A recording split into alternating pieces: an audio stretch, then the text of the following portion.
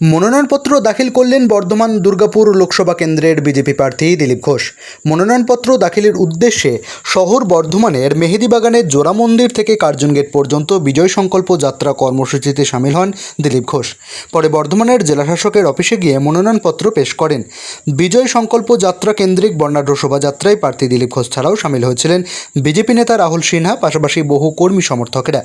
বর্ধমান দুর্গাপুর লোকসভা কেন্দ্রের বিজেপি প্রার্থী দিলীপ ঘোষ মনোনয়নপত্র দাখিল শেষে সাংবাদিকদের মুখোমুখি হয়ে বলেন, আজকের শোভাযাত্রায় নতুন পুরনো কর্মীরা রাস্তায় নেমেছিলেন। সাধারণ মানুষের সমর্থন ছিল চোখে পড়ার মতো। এই গরমের মধ্যেও সাধারণ মানুষ হাত দেখিয়ে উচ্ছ্বাস প্রকাশ করেছেন। পশ্চিমবঙ্গে যেভাবে অত্যাচার চলছে তার জন্য তাণ্ডব নৃত্য দরকার। ভগবান শিব তাণ্ডব নৃত্য করেছিলেন, সেই জন্য শিবের প্রতীক হিসেবে বর্ধমানের সাধারণ মানুষ তাণ্ডব দেখাবেন। আজকে তো শুধুমাত্র ট্রেলার দেখালাম, পুরো সিনেমা এখনও বাকি রয়েছে। গতকাল থেকে আমাদের নেতারা এবং আমি জনসংযোগে নামবো, তারপর আরও ছবি দেখতে পাবেন। লক্ষ্মীর ভাণ্ডার নিয়ে প্রশ্ন করা হলে সাংবাদিকদের প্রশ্নের উত্তরে দিলীপ ঘোষ বলেন, কোনো ভাণ্ডার চলবে না ভাই, ভাণ্ডার ফর হয়ে যাবে। সব খবর সবার আগে মানুষের সাথে, মানুষের পাশে। প্রতিনিধি মন্তেশ্বর টিভি নিউজ, কল্যাণ মণ্ডল।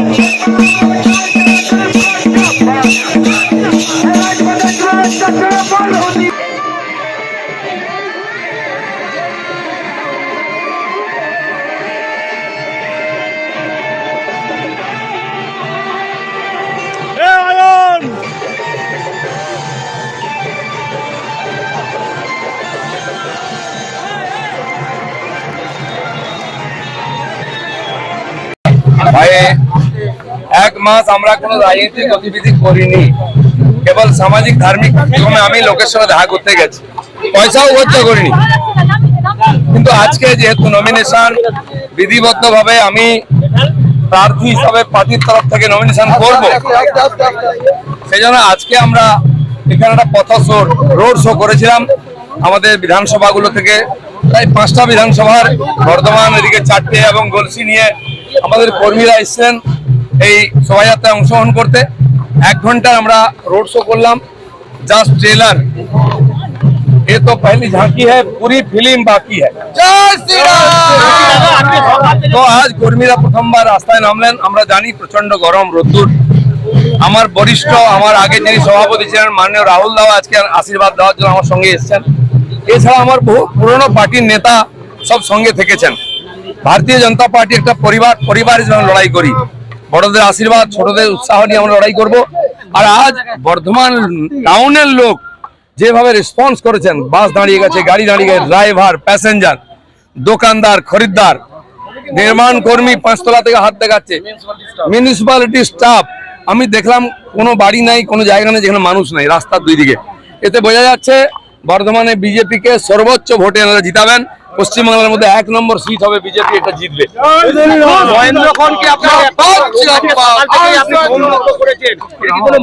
এটা আমাদের সংস্কৃতি রীতি অনুযায়ী ভগবানকে প্রণাম করা, একটু হবন করা। আমাদের মহামণ্ডলের এসেছিলেন স্বামীজি, তিনি আশীর্বাদ করলেন, আর এটা করে আমি রাস্তায় বেরিয়েছি। আর আমাদের কর্মীরা, আমার বাড়িতেও শিব মন্দির আছেন, কুলেশ্বর ভগবান, মা গিয়ে সকালবেলা ভগবানের অভিষেক করেছেন। তিনি ফোন করে বললেন আমি বাবার মাথায় জল ঢেলে এসেছি। তো এটা কুলদেবতার আশীর্বাদ নিয়ে আমরা রাস্তায় নেমেছি। আমার সমস্ত কর্মীরা, গ্রাম থেকে বুথ সভাপতি থেকে বুথ কর্মী থেকে আরম্ভ করে জেলা সভাপতি, প্রদেশের নেতারাও এসেছেন। আমরা সামগ্রিকভাবে লড়াই করব এবং বর্ধমানের লোকের সঙ্গে থাকবো 5 বছর, সেই সংকল্প নিয়ে নেমেছি। যারা ঘরে বসে আছেন আজকে সবাই মাঠে নেমেছে, তার কারণ কি রয়েছে? কিভাবে না না, এমন- তারা দেখুন, আমাদের পার্টির কর্মীরা হচ্ছেন সেই যুদ্ধের ঘোড়ার মতো, বাজনা না বাজলে বেরোবে না।